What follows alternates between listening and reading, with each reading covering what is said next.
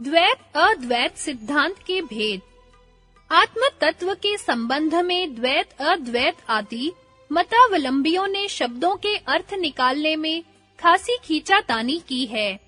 अद्वैतवादी स्थान अर्थात स्वरूप स्थिति, मोक्ष की अवस्था में आत्म तत्व और परमात्म तत्व की भिन्नता नहीं मानते। उनके मतानुसार व्यवहार दशा में आत्म तत्व के रूप में परमात्म तत्व का ही व्यवहार होता है। मुक्ति की अवस्था में आत्म तत्व परमात्म तत्व में, जो इसका ही अपना वास्तविक स्वरूप है, अवस्थित रहता है। द्वैतवादी आत्म तत्व और परमात्म तत्व में जड़ तत्व से विजातीय भेद मानते हैं और आत्म तत्व परमात्म तत्व में परस्पर सजातीय भेद मानते हैं। अर्थात आत्मा तथा परमात्मा परस्पर जड़ तत्व के सदृश भिन्न नहीं है, किंतु एक जातीय होते हुए भी अपनी अलग-अलग सत्ता रखते हैं। मुक्ति की अवस्था में आत्मा परमात्मा को प्राप्त होकर उसके सदृश दुखों को त्याग कर ज्ञान और आनंद को प्राप्त होता है। इसी प्रकार जड़ तत्व के संबंध में भी उनका मत भेद है। अद्वैतवादी जड़ तत्व की सत्ता परमात्म तत्व से भिन्न नहीं मानते, उसी में आरोपित मानते हैं। जैसे रस्सी में सांप और सीप में चांदी की सत्ता आरोपित है, वास्तविक नहीं। इस प्रकार अद्वैतवादी जड़ तत्व को अनिर्वचनीय माया अथवा अविद्या मानते हैं, जो न सत है न असत। सत इस कारण नहीं कि मुक्ति अर्थात स्वरूप स्थिति की अवस्था में उसका नितांत अभाव हो जाता है, और असत इसलिए नहीं कि सारा व्यवहार इसी में चल रहा है, किंतु जगत का अभिन्न निमित्तोपादान कारण ब्रह्म या चेतन तत्व ही है। क्योंकि माया ब्रह्म से अलग कोई स्वतंत्र सत्ता नहीं रखती, वह ब्रह्मा ही की विशेष शक्ति अथवा सत्ता है। ब्रह्मा में कोई परिणाम नहीं होता, वह सदा एक रस है। जगत की उत्पत्ति, स्थिति और प्रलय माया का परिणाम है।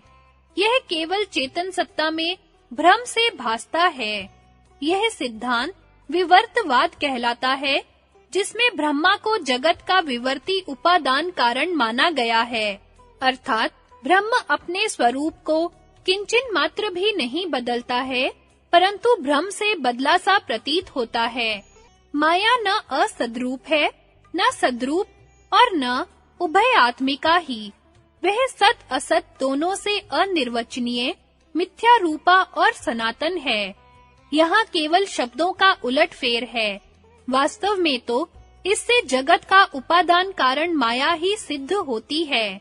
माया को चाहे सत कहो, चाहे असत, चाहे सत और असत दोनों से विलक्षण।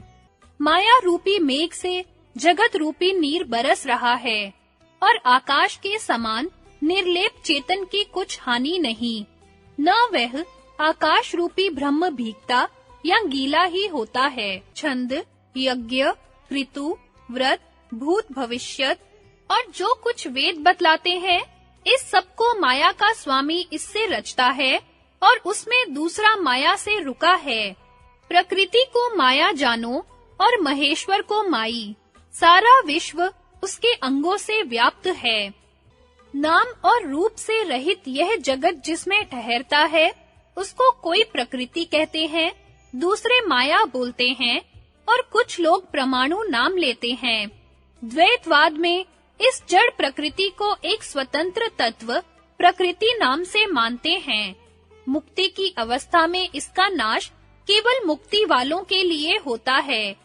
इसका अपने स्वरूप से अभाव नहीं होता, क्योंकि जो मुक्ति अवस्था को प्राप्त नहीं हुए हैं, उनके लिए यह बनी रहती है।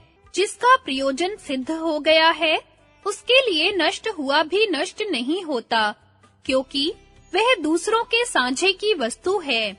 यही प्रकृति जगत का उपादान कारण है। जगत इसका कार्य है। जिस प्रकार घट कार्य है, मिट्टी उसका उपादान कारण है, कुम्हार निमित्त कारण है और इसका प्रयोजन पाक आदि कार्यों में लाना है। इसी प्रकार प्रकृति जगत का उपादान कारण, ब्रह्म निमित्त कारण और पुरुषों का भोग अपवर्ग इसका प्रयोजन है। द्वैत अद्वैत सिद्धांत के भेद में अविरोध। जड़ तथा चेतन तत्व के संबंध में द्वैत अद्वैतवादियों के सिद्धांत में जो भेद दिखलाया गया है, वास्तव में वह कोई भेद नहीं है। किसी साधारण दृश्य का यदि कोई लेखक वर्णन करे, तो वे सब एक जैसे नहीं हो सकते। लेखकों के विचार, उनकी रुचि, दृष्टिकोण और लेखन शैली के अनुसार भिन्नता का होना आवश्यक है। ये तीनों तत्व केवल अनुभव गम्य हैं। बुद्धि से अधिक सूक्ष्म होने के कारण वर्णन में ठीक-ठीक नहीं आ सकते। इस कारण तत्ववेताओं की वर्णन शैली में भिन्नता का होना स्वाभाविक है। बाह्य दृष्टि वालों को भले ही यह भिन्नता वास्तविक प्रतीत हो, किंतु सूक्ष्म दृष्टि से देखने वालों के लिए इसमें कोई भिन्नता नहीं। इस प्रकार हान, दुख की अत्यंत निवृत्ति अर्थात स्वरूप स्थिति वेदांत के द्वैत अद्वैत दोनों ही सिद्धांतों का अंतिम लक्ष्य है।